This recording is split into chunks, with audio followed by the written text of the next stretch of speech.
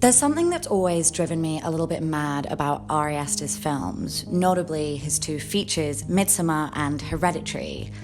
And that thing is the female leads. Don't you ever raise your voice at me!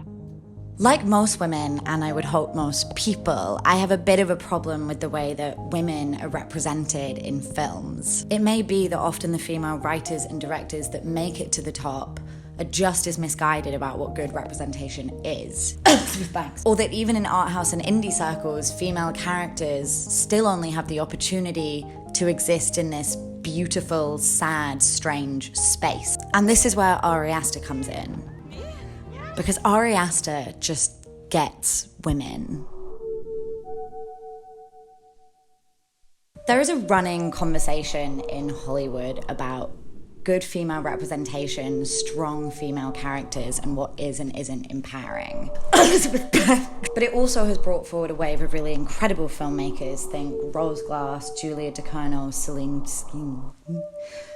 Occasionally a female filmmaker will make it through the wilderness without succumbing to external pressures of studios that basically render her position as director or writer entirely pointless. And I'm so happy when I get to watch the films made by these women, because when it comes to what I consider representation, I'd rather see a film made by women than one about women heavily guided by men.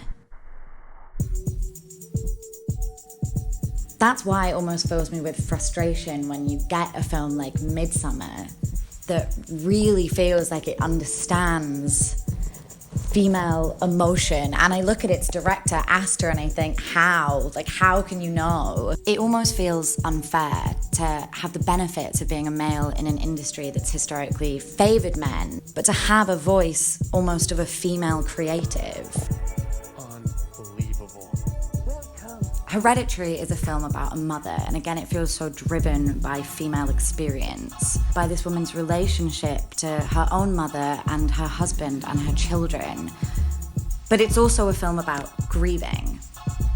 3 generations of women are at the centre of this film, and that choice feels significant. But perhaps it isn't. Aster is simply exploring a human experience, this time grief. So why do it through the eyes of a woman? Is it because there aren't many options? Or perhaps, as Aster writes, he just finds these women are the perfect vehicles for the way that he's feeling? Because experiences ultimately are not gendered, as much as it might contribute to the commonality of a certain experience. For instance, young women feeling shamed or rejected when discovering and exploring their sexuality. But gender is not a surefire reason that someone will or won't experience something. There will definitely also be boys feeling shame surrounding their sexual selves, especially when you bring something like queerness into the mix. This is so long. Aster has described Midsommar as a breakup fairy tale, with Danny, the female lead, being subject to gaslighting and emotional neglect throughout the film at the hands of her boyfriend Christian. And even though Midsommar appears to be the story of a young woman and her experience in a toxic relationship, it's clearly an experience that Aster himself has had, otherwise he couldn't write about it with such nuance. Even in Aster's shorts, those Something About the Johnsons, is it Something or Strange Thing? Strange Thing About the Johnsons. Even in Aster's shorts, Strange Thing About the Johnsons and where they have male leads, his 16-minute short, Munchausen, features a subject matter that is most often associated with women, that being Munchausen's by proxy. In real life, cases of Munchausen by proxy syndrome, where a caregiver, often a parent and often a mother, causes injury or illness in their child or someone they're looking after, it is very rare for fathers to be the perpetrators of this kind of abuse, and it's associated with female need for mothering. So what drew Aster to this subject? Hi, welcome to my kitchen. When I think about men in film who have given us incredible female characters, another director that springs to mind is Paul Verhoeven, who often makes female-led but highly sexualized films. However, in Verhoeven's films, they rarely feel like real women, more a radicalized idea of a woman in a deeply repressed or deeply expressive capacity. Verhoeven clearly loves women, potentially too much, but we're not getting into that in this video. And a lot of women, including myself, love his films. I personally believe that Showgirls is high art. But he's very much making films as much as they can be fun and even empowering where the women feel mythical. I know some people have connected with Elle, his 2016 rape revenge film, but I remember upon watching it feeling like no woman would ever have made that film. And I'm sure some people will disagree with me, but that was just my feeling. And when I say no women would ever make it, I really don't mean that in a good way.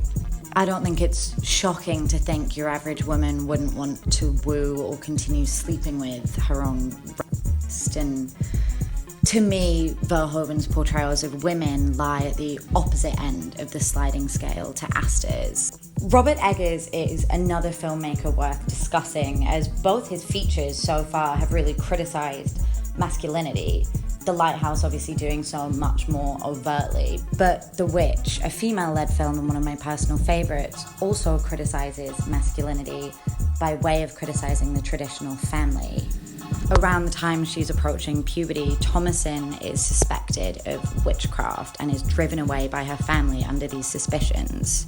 These feelings of isolation, shame, and rejection, specifically relating to someone's budding sexuality, say, and ultimately the euphoria of embracing yourself and your sexual self, are notable female experiences, but not only a female experience. And I don't know if it would have been possible for Eggers to have written and directed this film without some sense of that caution, confusion, and sexuality himself. Oh, there's a man outside my window. There are, of course, plenty of other filmmakers with incredible female-led films under their belts, like Guillermo del Toro, Pedro Almodovar, Joe Wright even, but the films themselves don't feel inherently female. They don't feel as if they're tapping into that next level of understanding of womanhood. So back to Aster. An interesting point is made in this blog post I found about Aster's intentions.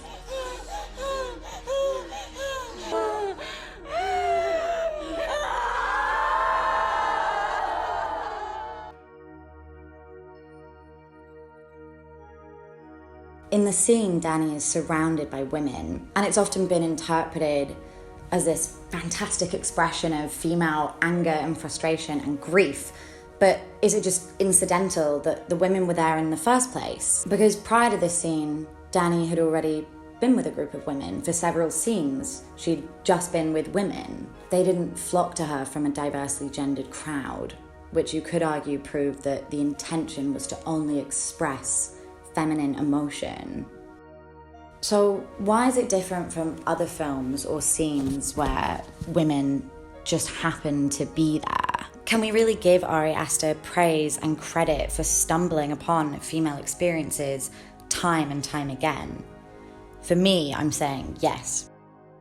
Aster allows his women to be messy and sloppy and ugly, and as much as I love a psychosexual female-led thriller like The Next Girl, his female characters are actually rarely sexual or sexualized. He doesn't show us the way that women are viewed on the outside, but comes at his characters with the same criticism that a woman might apply to herself. Toni Collette's famous, I am your mother! Do you understand? Toni Collette's famous I'm your mother monologue in Hereditary is a perfect example of a woman trying to assert herself and then immediately feeling embarrassed or unable to keep up the pace. It's subtle, but it's there. Someone trying to write a powerful character may not have then had her sit in the awkwardness and endure it. Aster gives Annie the space to reflect on herself. Danny, too, seems to be filled with self-doubt. He lets his women waver, uncommitted to being one person, And I think that's what makes his women feel so true to life. Aster is truly writing from the heart, and it seems that his experience, combined with female characters coming in with all of these shorthand associations that we already have, he has stumbled upon something magical. I expect the same nuance will be applied when he directs a film with a male lead. We'll just have to wait and see. So for now, all that I have to say is Robert Eggers is another fail me. Fail me? Shut up.